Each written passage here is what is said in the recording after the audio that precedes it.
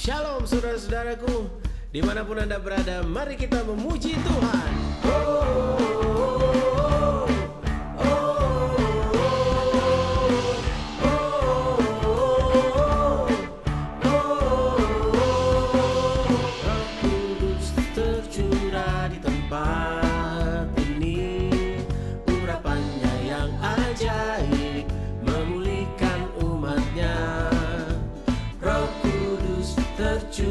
Bagi gerejanya, membangkitkan umat pilihannya.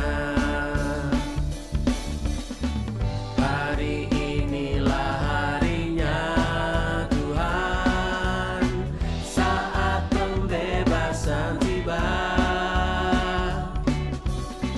Belenggu dosa telah dipatahkan, mari bersorak bagi Ia. Anggur baru tercurah, penuhi umatnya dengan sukacita. Minyak baru tercurah, urapi umatnya, nyata kuasanya.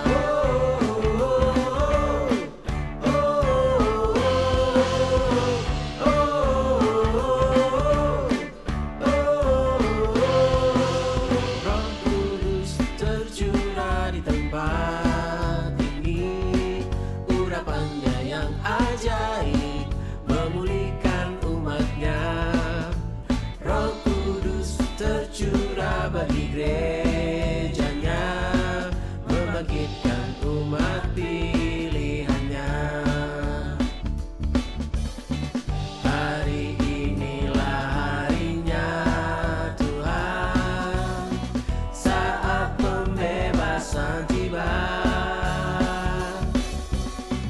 Belenggu dosa telah dipatahkan, mari bersorak bagi Ia. Anggur baru tercurah, penuhi umatnya dengan sukacita. Minyak baru tercurah, urapi umatnya, nyata kuasanya. Anggur baru tercurah, penuhi umatnya dengan sukacita. Minyak baru tercurah, urapi umatnya, nyata kuasanya. Nyata kuasanya, nyata kuasanya, nyata kuasanya, nyata kuasanya.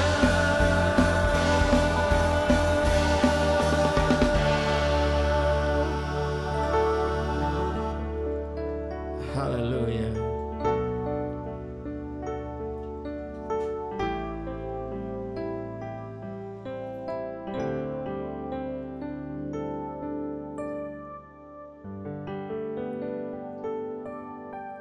Yes, Lord. Spirit, touch your church. Lord, we need your grace and mercy. We need to pray like never before. We need the power of your Holy Spirit to open heaven's door. Spirit, touch your church, steer the hearts of men, revive us, Lord, with your passion once again. I want to care for others like Jesus cares for me. Let your rain fall upon me.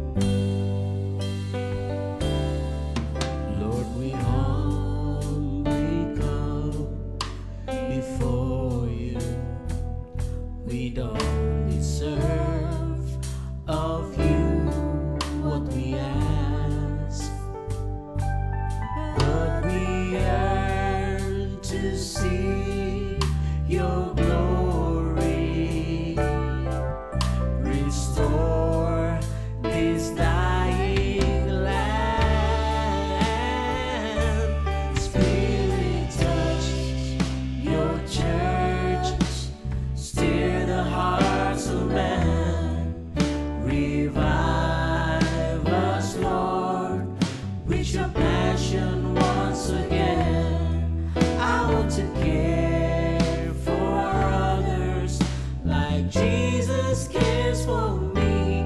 Let your rain fall upon me. Spirit, touch your church, stir the hearts of men. Revive us, Lord, with your passion once again. I want to care for others like Jesus cares for me. Let your rain fall upon me. Spirit, touch your church, stir the hearts of men. Revive us, Lord, with your passion once again. I want to care for others like Jesus cares for me. Let your rain fall upon me. Yeah.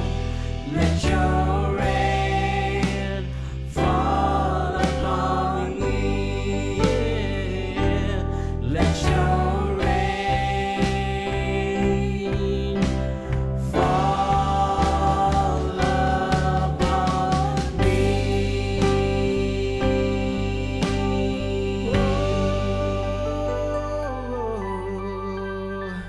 Urapilah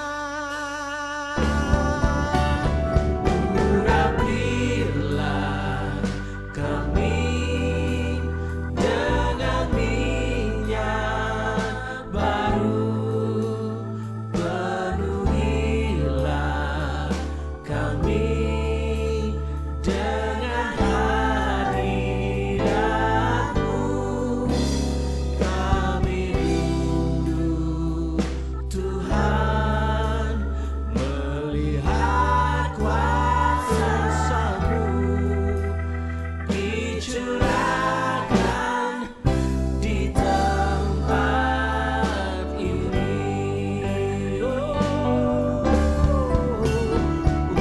Urapilah kami dengan minyak baru, penuhilah kami dengan hadirat-Mu. Kami rindu Tuhan melihat kuasa-Mu dicurahkan. Katakan di sini, dicurahkan di sini, dicurahkan di sini, dicurahkan di tempat ini.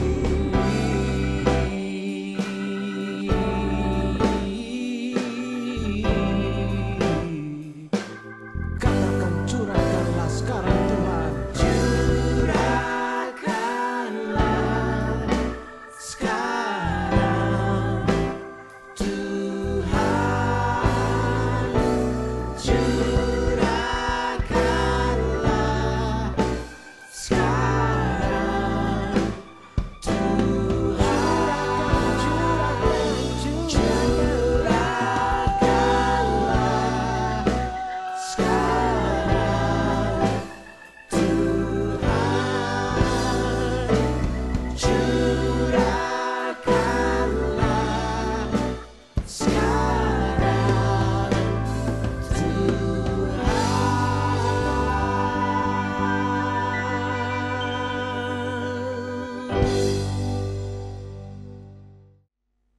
Shalom Bapak Ibu, selamat pagi, selamat berjumpa kembali.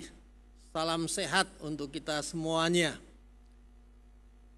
Kita saat ini akan kembali masuk dalam ibadah online. Dan saya sangat meyakini kalau hati kita betul-betul merindukan Tuhan, maka manfaat yang kami dapat baik di gereja maupun di rumah sama besarnya, sama indahnya. Oleh karena itu, sebelum kita berdoa untuk firman Tuhan, saya sarankan siapkan hati Bapak Ibu. Marilah kita dengan serius mendengarkan kebenaran firman Tuhan yang akan disampaikan di hari raya pencurahan Roh Kudus ini. Mari kita berdoa. Bapa, kami saat ini berterima kasih karena kami boleh memperingati pencurahan Roh Kudus. Dan kami sangat senang kami diingatkan kembali bahwa ada satu kekuatan yang mendampingi kami selama kami ada dalam situasi kondisi yang tidak menentu ini. Gara-gara COVID-19 yang membuat semuanya itu terjadi. Tetapi kami bersyukur karena kesetiaan-Mu sungguh-sungguh terbukti. Untuk itu urapan-Mu atau firman-Mu atas hamba-Mu dan atas seluruh umat-Mu turun atas kami semuanya. Puji dan syukur buat kasih setia-Mu. Dalam nama Tuhan Yesus Kristus yang kami kasih, kami berdoa. Amin. Amin. Ya, berkaitan dengan peringatan Hari Pencurahan Roh Kudus, maka saya akan menyampaikan satu pokok pikiran, kuasa untuk hidup. Kuasa untuk hidup. Bapak Ibu yang dikasihi oleh Tuhan, dalam situasi kondisi yang seperti ini, banyak orang yang khawatir, banyak orang yang was-was, banyak orang yang takut apakah mereka bisa melangsungkan kehidupan mereka. Tetapi di dalam Kristus Yesus, maka hal itu tidak perlu kita khawatirkan. Mengapa? Karena ada kuasa untuk hidup. Tuhan menyediakan kuasa untuk kita hidup. Di dalam kitab Para Rasul, pasal yang ke-1 yang ke-8, dalam terjemahan firman Allah yang hidup, mengatakan sebagai berikut. Tetapi apabila Roh Kristus sudah turun ke atas kalian, maka kalian akan menerima kuasa untuk menjadi saksiku di Yerusalem, di seluruh Yudea, di Samaria, dan sampai ke ujung bumi. Ini sesuatu jaminan yang Tuhan berikan kepada kita masing-masing. Bapak Ibu yang dikasihi Tuhan, saya ingat lagu lama yang liriknya seperti ini. Jikalau rohnya yang bangkitkan Yesus berdiam di dalammu, jikalau rohnya yang bangkitkan Yesus berdiam di dalammu, tubuhmu yang yang fana itu akan dibangkitkannya.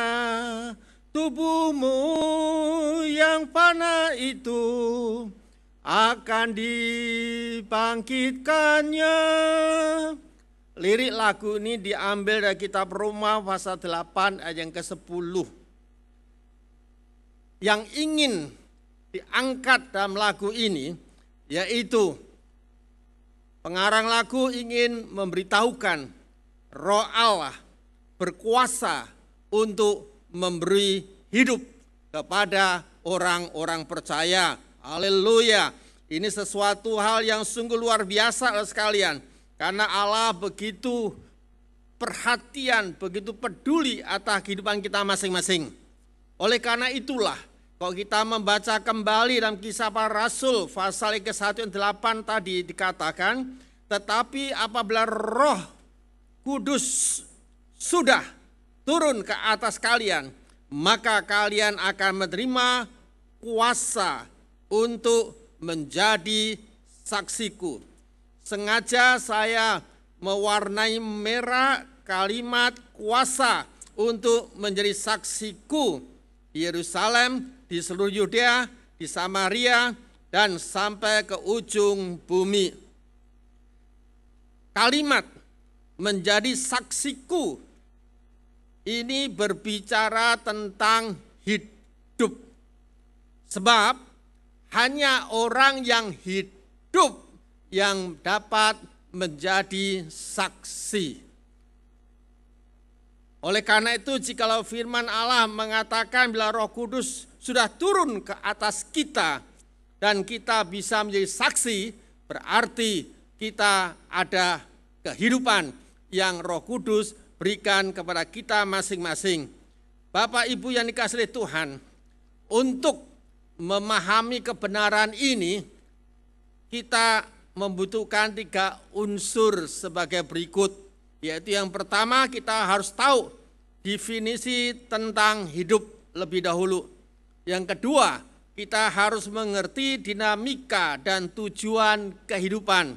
Dan yang ketiga, kita harus paham peranan Roh Kudus bagi gereja Tuhan. Dan kalau kita bisa menguasai dan mengerti tentang ketiga pokok pikiran ini, saya sangat meyakini kita akan bisa melaksanakan bagian kita sebagaimana yang Tuhan mau. Mari kita akan melihat yang pertama, definisi tentang hidup lebih dahulu. Definisi tentang hidup. Arti hidup menurut Kamus Besar Bahasa Indonesia mengatakan sebagai berikut, yaitu masih terus ada, bergerak dan bekerja sebagaimana mestinya. Definisi ini ada ditujukan untuk manusia, binatang, tumbuhan, dan sebagainya. Kita akan melihat kebenaran ini sekalian. Definisi seperti ini itu rasanya masih agak kabur.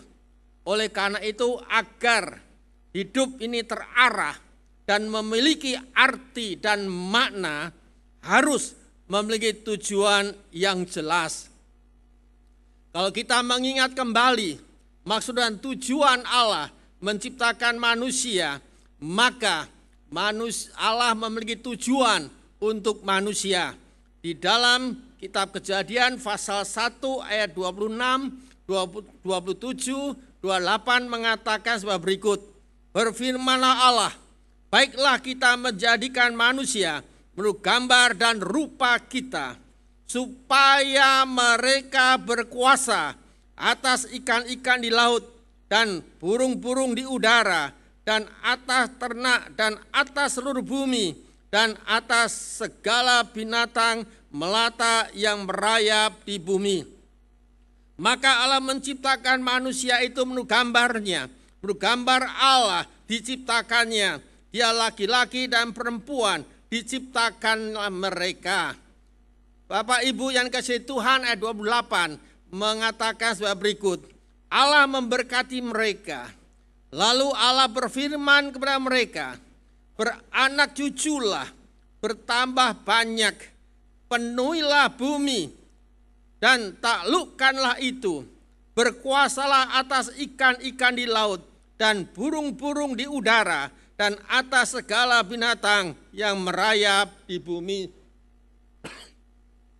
Dosa membuat terjadinya pergeseran dari tujuan mulia menjadi tujuan yang dibangun di atas ambisi manusia.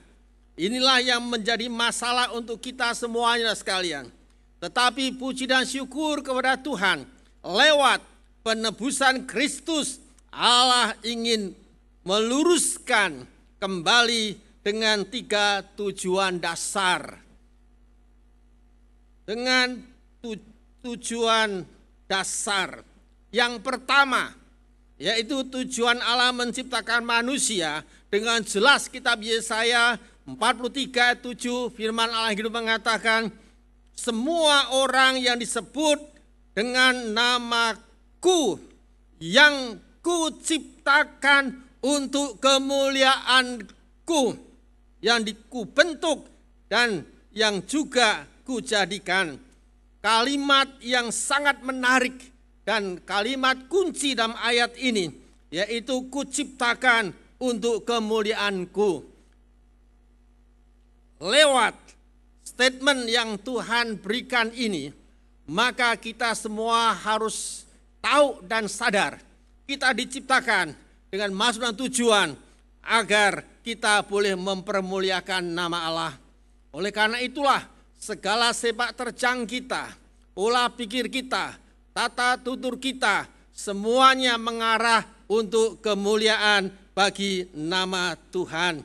Yang kedua adalah sekalian, ini sangat penting untuk kita, tujuan Allah menciptakan manusia, yaitu dikatakan kasihlah Tuhan Allahmu dengan segenap hatimu, dan dengan segenap jiwamu, dan dengan segenap akal budimu. Itulah hukum yang terutama dan yang pertama. Jangan kita memandang remeh ayat ini Bapak Ibu, karena ini merupakan sesuatu yang sangat penting untuk kita semuanya. Karena ayat ini akan menentukan bagaimana kita hidup, berapa besar berkat yang Tuhan akan berikan kepada kita, dan bagaimana Tuhan akan menyertai dan mendengarkan doa kita. Itu semuanya diukur dari kadar kasih kita kepada Tuhan. Jikalau sampai kita kehilangan kasih ini, maka jangan kita mengharapkan bahwa Allah akan terus menolong kita. Karena hanya orang-orang yang mengasihi Tuhanlah yang akan dikasihi Tuhan dan yang akan ditolong oleh Tuhan. Sehingga hidup ini betul-betul memiliki arti dan makna. Kemudian tujuan yang ketiga, yaitu Tuhan Allah menciptakan kita supaya kita bisa mengasihi sama manusia seperti diri kita sendiri. Berarti sekalian, supaya hidup kita itu betul-betul bisa memberi manfaat kepada orang lain. Hidup kita bisa memiliki arti dan makna. Dan bila kita bisa mewujudkan dalam perbuatan kita, pasti nama Allah akan dipermuliakan. Karena Tuhan memang mempersiapkan semuanya itu untuk kemuliaannya. Bila kita mampu mencapai tujuan tersebut di atas, kita benar-benar akan menjadi saksi-saksi Kristus. Bapak Ibu yang kasih Tuhan, tiga tujuan ini bukan pekerjaan yang enteng, bukan pekerjaan yang ringan, bukan pekerjaan yang mudah untuk kita lakukan. Untuk dapat kita melakukannya dan agar kita berhasil, kita membutuhkan kuasa, membutuhkan Roh Kudus untuk menolong kita. Tanpa Dia, maka rasanya agak sulit untuk kita mewujudkan apa yang menjadi sasaran yang Tuhan telah canangkan kepada kita semuanya.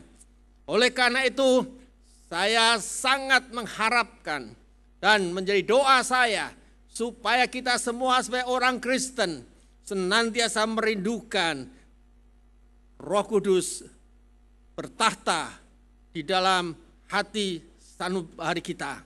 Sehingga Roh Kudus bisa mengarahkan, Roh Kudus bisa menolong kita, sehingga kita bisa melakukan apa yang Tuhan mau untuk kita lakukan.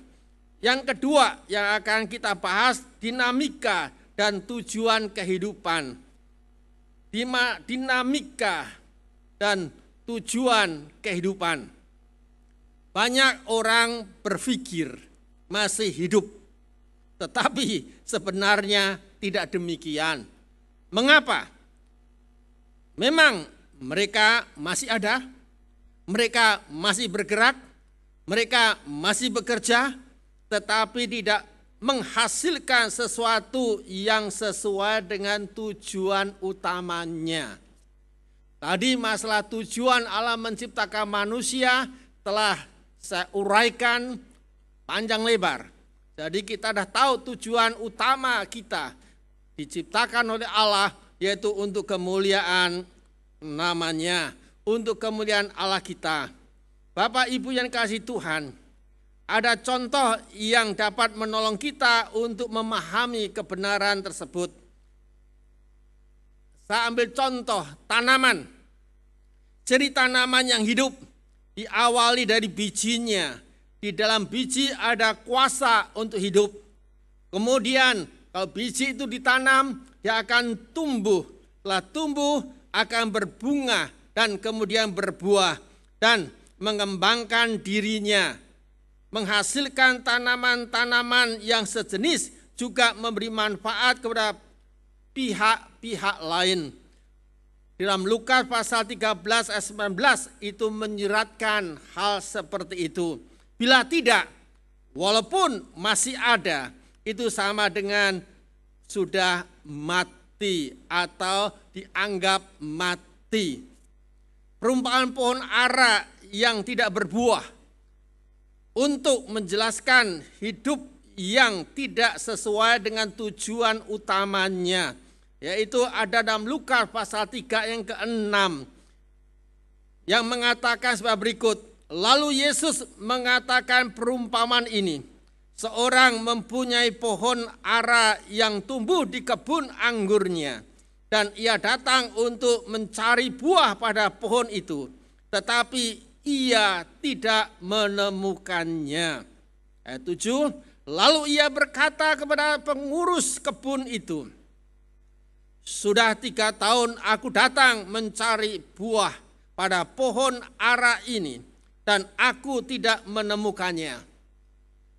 Tebanglah pohon ini. Untuk apa ia hidup di tanah ini dan percuma.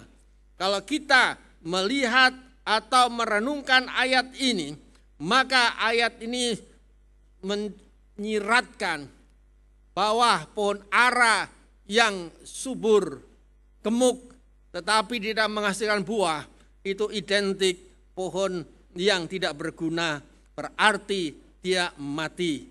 Jadi hidup harus selalu tumbuh, berbunga, berbuah, dan mengembangkan diri, menghasilkan tanaman-tanaman yang sejenis juga, dan memberikan manfaat kepada pihak-pihak lain.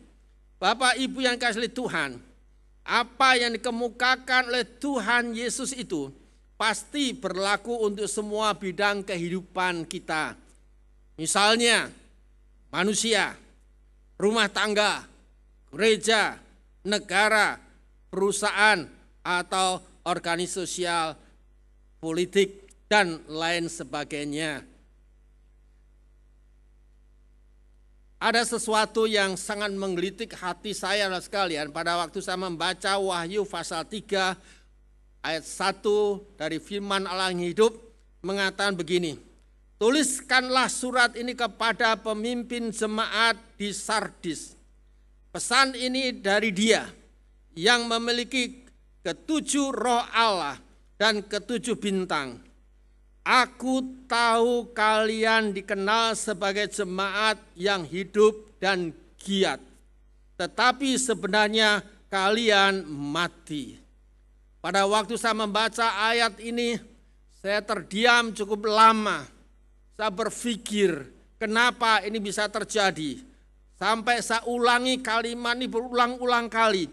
Aku tahu kalian dikenal sebagai jemaat yang hidup dan giat. Tetapi sebenarnya kalian mati. Muncul pertanyaan, di manakah masalahnya?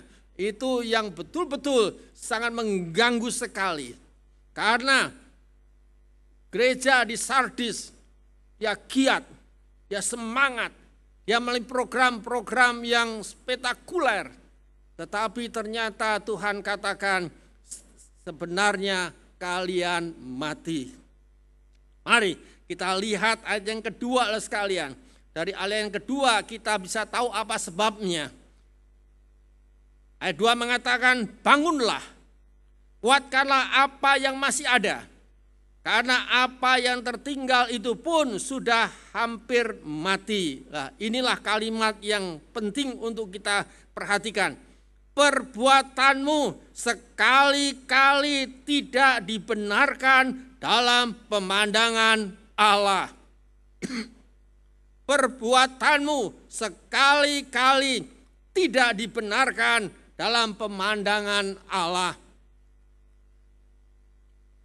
Lewat kebenaran ini akhirnya muncul satu pemikiran yang seperti ini, berarti kesibukan sebuah gereja, program-program yang luar biasa, canggih, praise and worship yang betul-betul menawan hati, pemusik yang terampil memainkannya ibarat simfoni yang luar biasa, demikian juga WL, demikian juga backup singernya, dan lain sebagainya.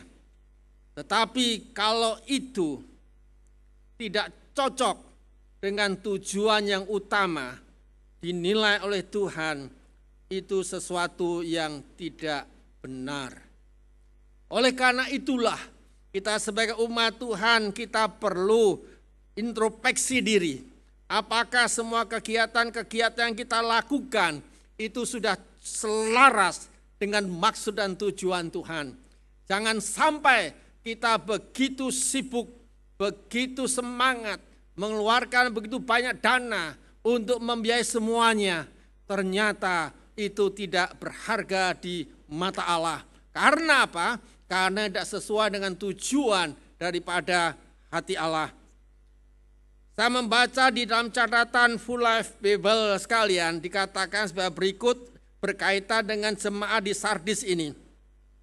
Jemaat di Sardis telah mati secara rohani dan hanya beberapa anggota yang tinggal setia kepada Injil. Secara lahiriah tampaknya mereka hidup dan aktif serta memiliki keberhasilan dan kerohanian yang terkenal baik. Bisa jadi mereka memiliki bentuk penyembahan yang menarik. Dan ini penting untuk kita simak. Tetapi bukan kuasa dan kebenaranlah yang sejati dari Roh Kudus. Tetapi bukan kuasa dan kebenaran yang sejati dari Roh Kudus. Saya ulangi, tetapi bukan kuasa dan kebenaran yang sejati dari Roh Kudus. Bapak Ibu yang kasih Tuhan, Yesus melihat kehidupan batin dan hati umat itu.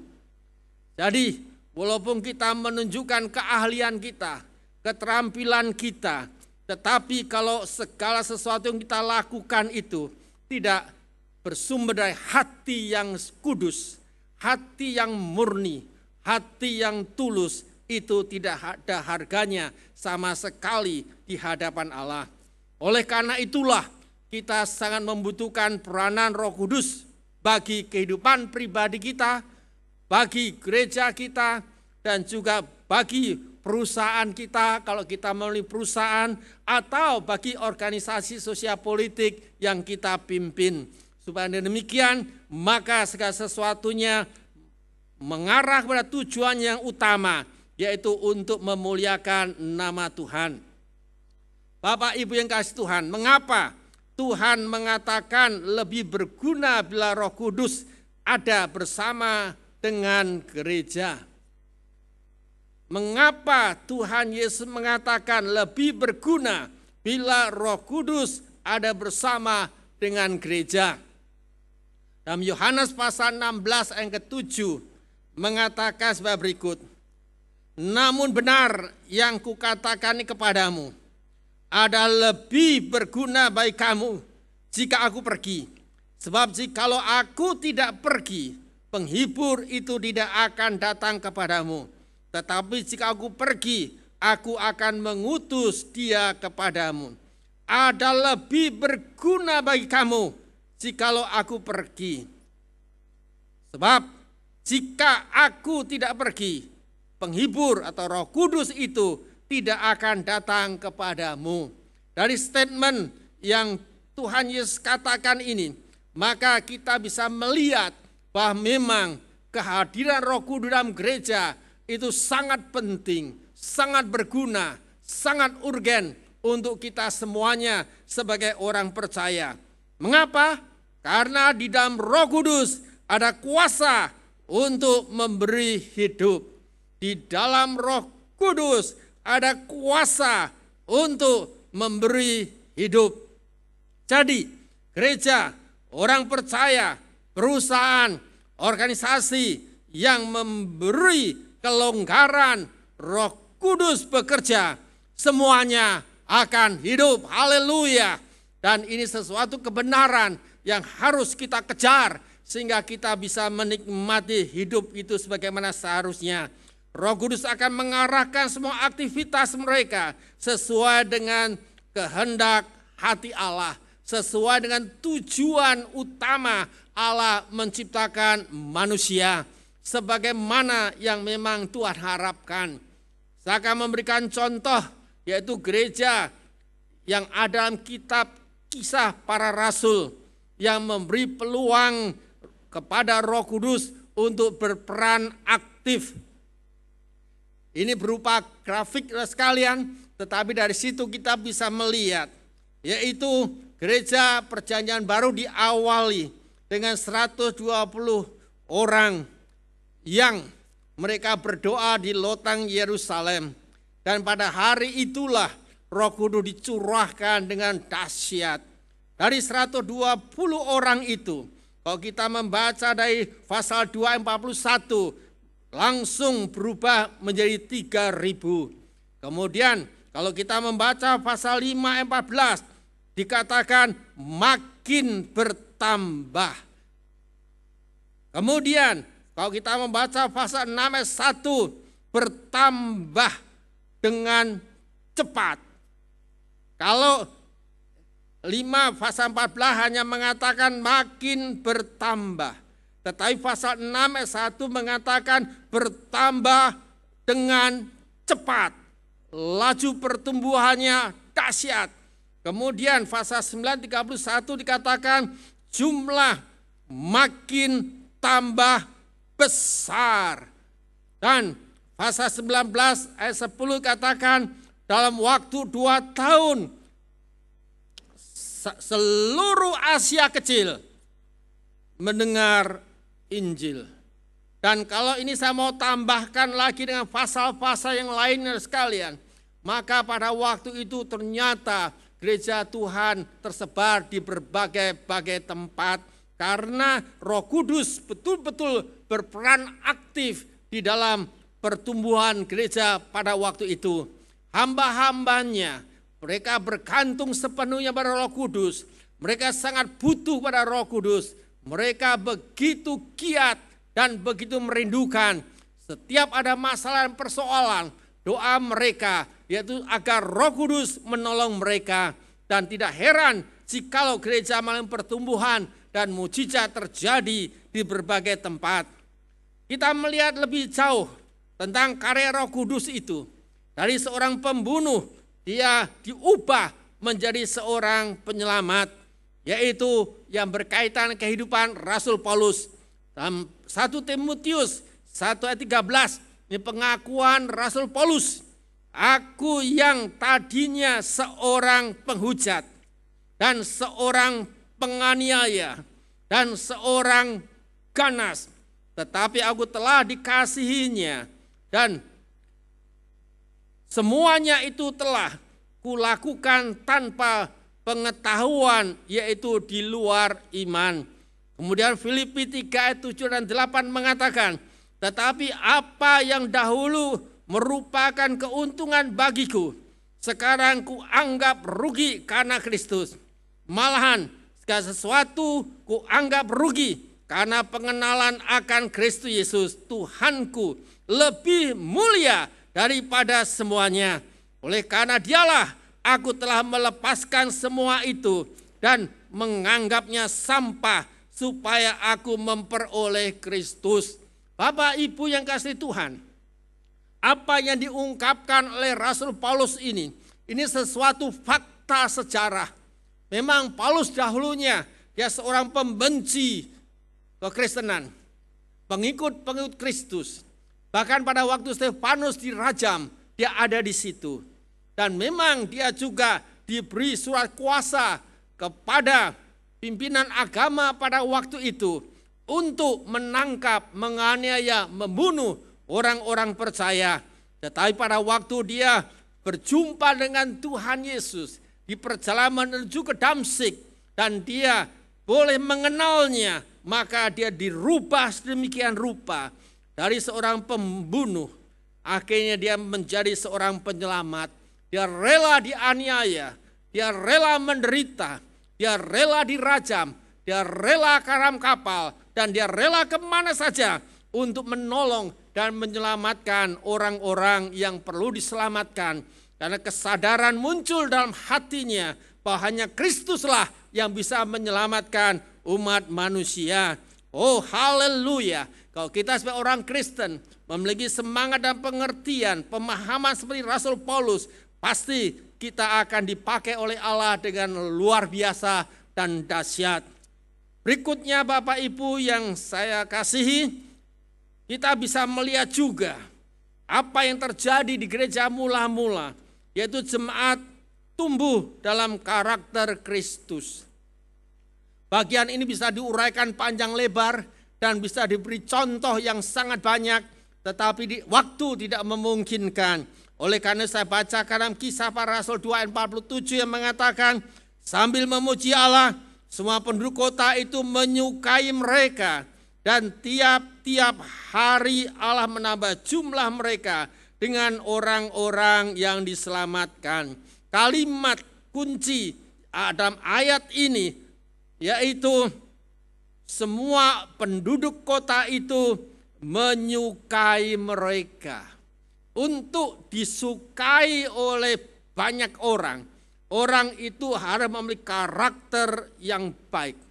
Karakter yang membuat orang senang, karakter yang membuat orang bahagia, karakter yang membuat orang tentram, karakter yang membuat orang itu suka dekat dengan dia.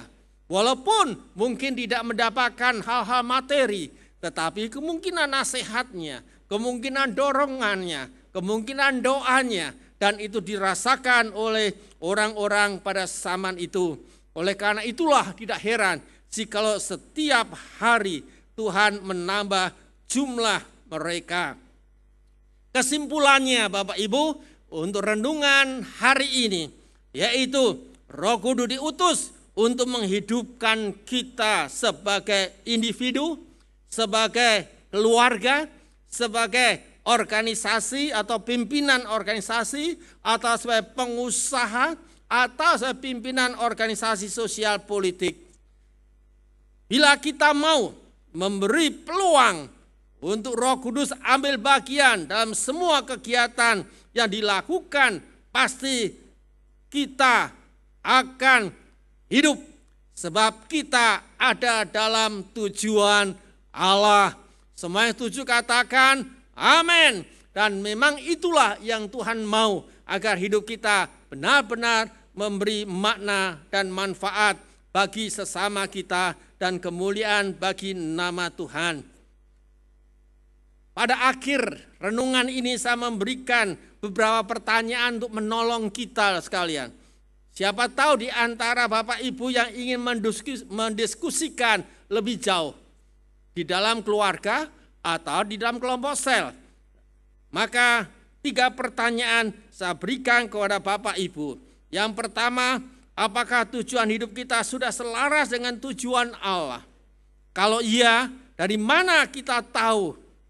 Kalau belum, mengapa?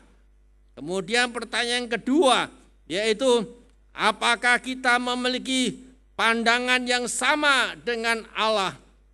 Pentingnya Roh Kudus bagi kehidupan kita? Kalau iya, mengapa? Kalau tidak, mengapa? Dan yang ketiga, terakhir, sikap seperti apa yang menunjukkan kita membutuhkan bantuan Roh Kudus? Sikap seperti apa yang menunjukkan bahwa kita betul-betul sangat membutuhkan Roh Kudus? Bapak Ibu yang dikasihi Tuhan, inilah renungan untuk merayakan hari pencurahan Roh Kudus.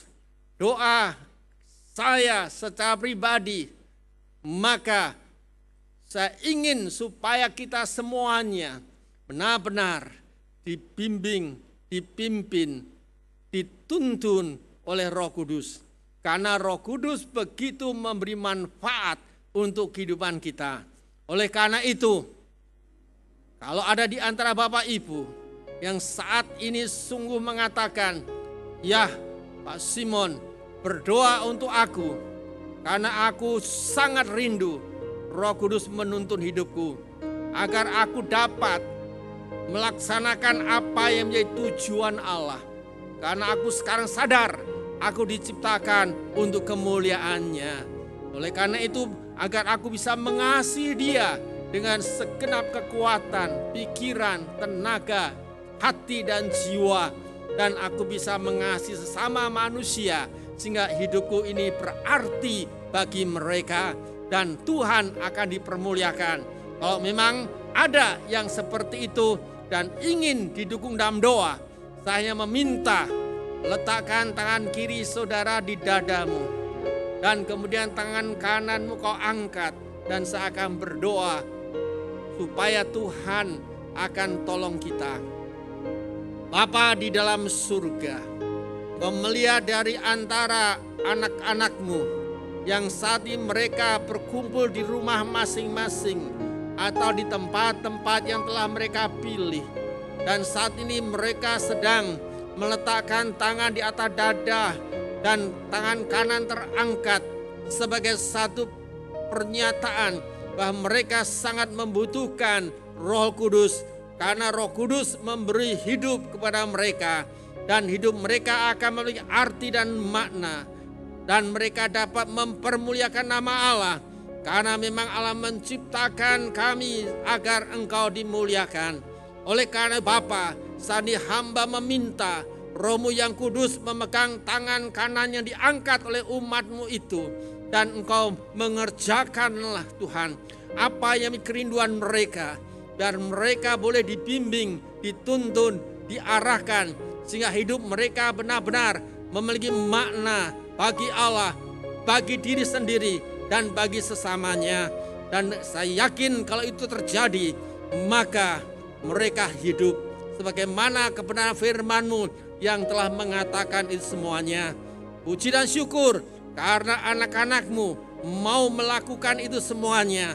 Dan kami akan melihat berkat Allah turun atas mereka, sehingga mereka menjadi kuat, mereka menjadi berkat, dan lewat kehidupan mereka nama Tuhan semakin diagungkan. Syukur ya Bapa. Dan jika ada di antara anak-anak-Mu yang saat ini sedang sakit dan lain sebagainya, biar Kau jamah dan sembuhkan. Roh Kudus melawat mereka, supaya mereka juga boleh melihat bahwa di dalam Roh Kudus ada kuasa kesembuhan, ada kuasa penghiburan, ada kuasa-kuasa yang dapat menolong kita semuanya sesuai dengan kebutuhan sebagai manusia.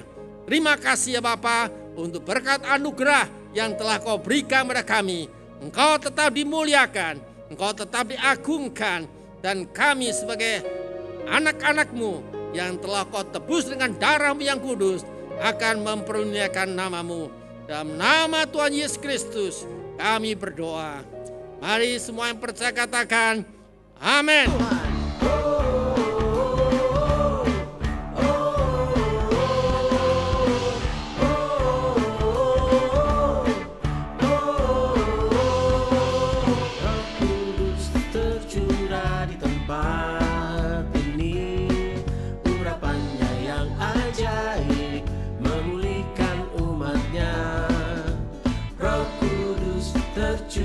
Bagi gerejanya, membangkitkan umat pilihannya.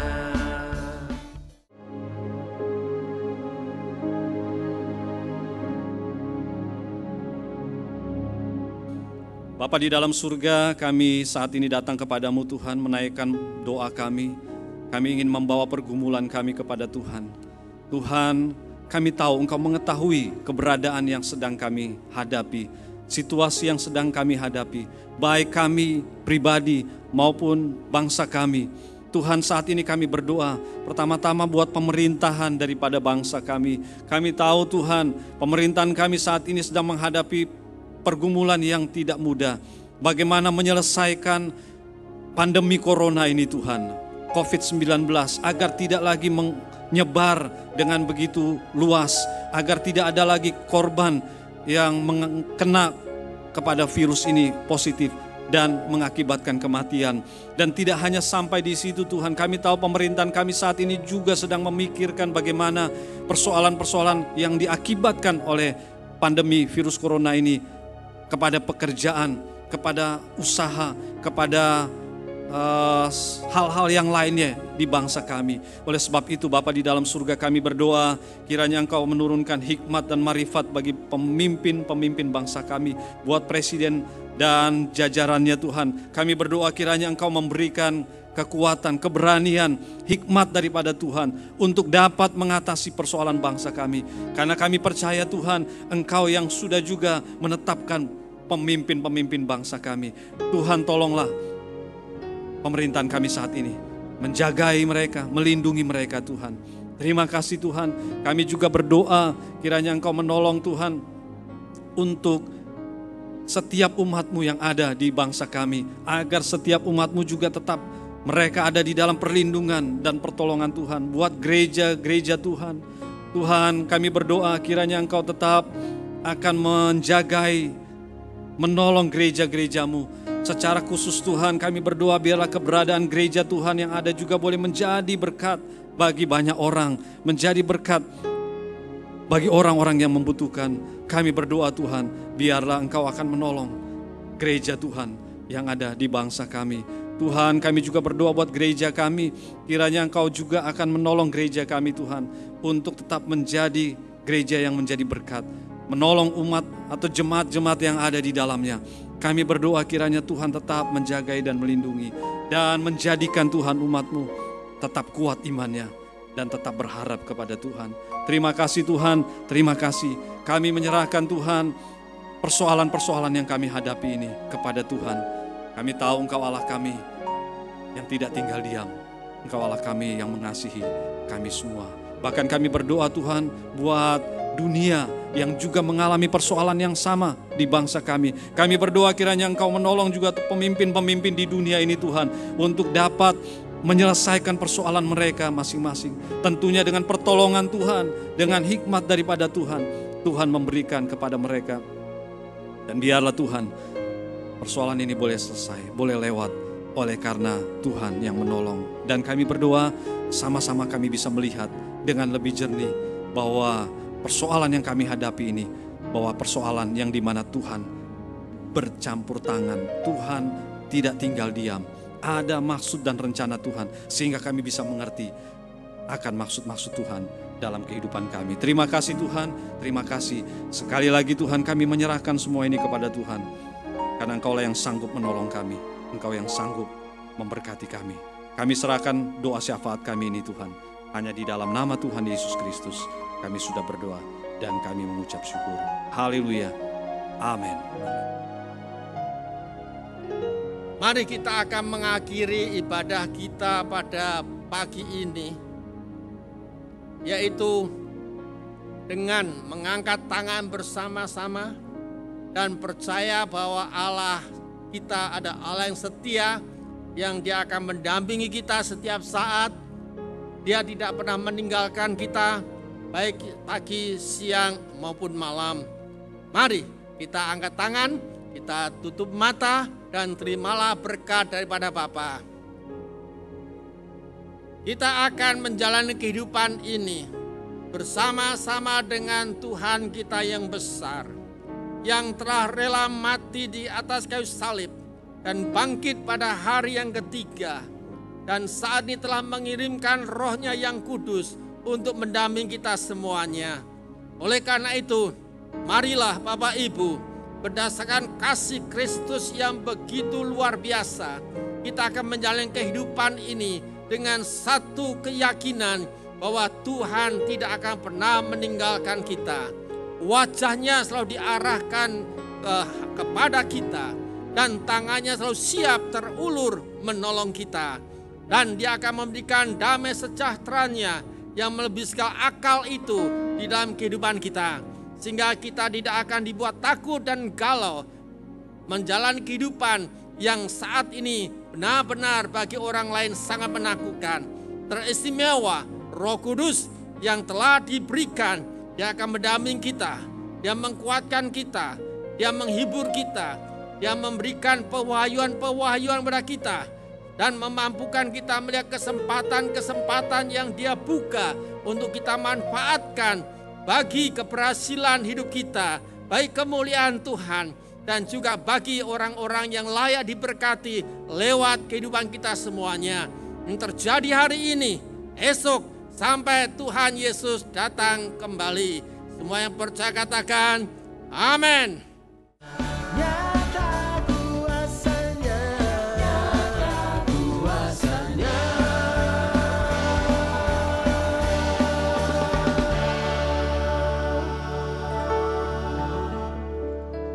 Haleluya.